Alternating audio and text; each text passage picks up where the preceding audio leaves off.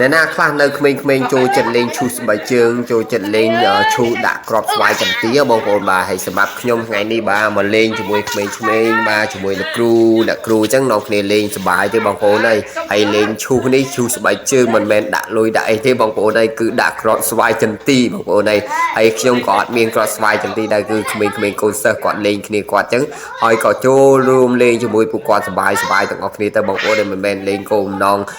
ថាលេងដើម្បីយកឈ្នះយកអីនោះទេប៉ុន្តែលេងដើម្បីសប្បាយទេបងប្អូនដោយសារតែអត់តដល់ម៉ោងចូលរៀនអញ្ចឹងណាបងប្អូនបាទហើយក៏ចូលលេងជាមួយនឹងពួកគាត់ទៅដើម្បីនឹកឃើញអំពីអតីតកាលកាលនៅតូចផងបងប្អូនហើយឃើញខ្ញុំរត់ចុះរត់ឡើងបងប្អូនចាប់កូនផងអីផងហើយទៅឈូសស្បែកជើងផងបងប្អូនហើយឈូសស្បែកជើងបងប្អូនហើយអត់ប្រើស្បែកជើងផ្ទាត់ស្បែកជើងអីដូចគេទេលេងមកសិតតែស្បែកជើងប៊ូទៅមកបងប្អូនយកស្បែកជើងប៊ូយកទៅឈូសលេងហើយឈូសអត់ឈ្នះគេទេបងប្អូនចាញ់គេរហូតបាទហើយបានតកូនសិស្សនឹងក៏ដាក់អាកបស្វាយចន្ទីឲ្យដើម្បីបានឈូសលេងបន្តជាមួយគេនឹងបងប្អូនបាទហើយនឹកឃើញកាលនៅតូចបងប្អូនមិនខុសពីក្មេងៗប្រហែលទេបងប្អូនកាលនៅតូចនឹងឲ្យតែខែស្វាយចន្ទីហើយរងខែលេងกระดาษរូបលេងអីហ្នឹងលេងកៅស៊ូលេងអីហ្នឹងនាំគ្នាលេងបងប្អូនបាញ់ឃ្លីបាញ់អីចឹងទៅនឹកឃើញកាលអតីតកាលហើយជាពិសេសបងប្អូនដែលកើតនៅក្នុងចំនួន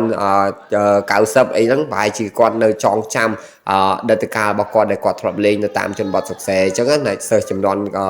អ្នកដែលកើតអាយុចំនួន90បាទក្មេងៗចំនួន90ហើយបើថាចំនួនឥឡូវចាប់ដើមពីឆ្នាំ2000ជាងទៅហ្នឹង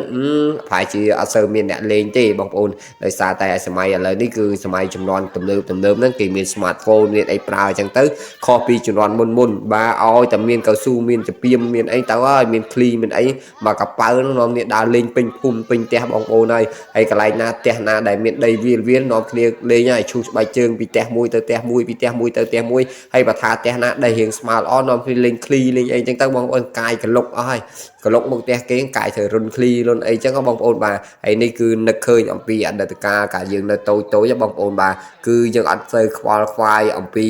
រឿងរលុយរអីទេបងប្អូនចេញពីរៀនដល់ផ្ទះបោះកតាបោះសភៅដោះកៅអៅចេញទៅនាំគ្នាប្រមូលគ្នាបងប្អូនទៅមើលលេងផ្ទះអ្នកនេះផ្ទះនោះដីវាលដីអីហ្នឹងនាំគ្នាទៅលេងតែហ្នឹងហើយបងប្អូនលេងរូបអញ្ចឹងទៅអ្នកពេលខ្លះបាញ់ឃ្លីអញ្ចឹងទៅពេលខ្លះលេងគប់វងយកកស៊ូយកអីអញ្ចឹងទៅបងប្អូនហើយនិយាយពីថានៅចំនួនមុនសប្បាយមែនតើបងប្អូនឯងក្មេងៗចំនួនមុនណាចំនួនកើតឆ្នាំ90នោះអញ្ចឹងទៅហើយបើថាចំនួនឥឡូវវិញ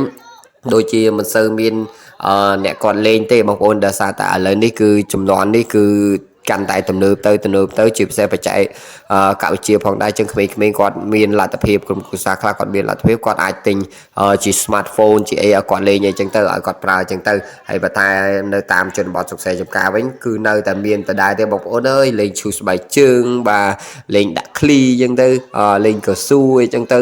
ហើយជួនកាលលេងក្របស្វាយចន្ទីដូចបងប្អូនបានឃើញចឹងបាទហើយពួកខ្ញុំកំពុងលេងឈូសស្បែកជើងហើយរំលឹកអំពីអតីតកាលហើយបើពេលលទ្ធផលចុងក្រោយបងប្អូនហើយចាញ់គេបងប្អូនអើយអត់មានឈ្នះគេមកបងទេហើយឈូសតែអត់មានបានស៊ីបានអីបានឈូសគេទេបងប្អូនទេឈូសទៅដុកគេអត់ត្រូវទៀតធ្លាក់បាទដោយសារខានលេងយូរហើយអញ្ចឹងបងប្អូនហើយនិយាយពីថារត់ទៅសុបាយចិត្តមែនតើនៅពេលដែលឈូសស៊ីម្ដងបងប្អូនអូនិយាយថាសុបាយហើយមិនដឹងថាយកទៅធ្វើស្អីទេបងប្អូននេះខំស្វាយចន្ទីបើតលីងបងមានតលីងហ្នឹងនេះលីងចឹងយកគ្រាប់វាយកទៅញ៉ាំទៅ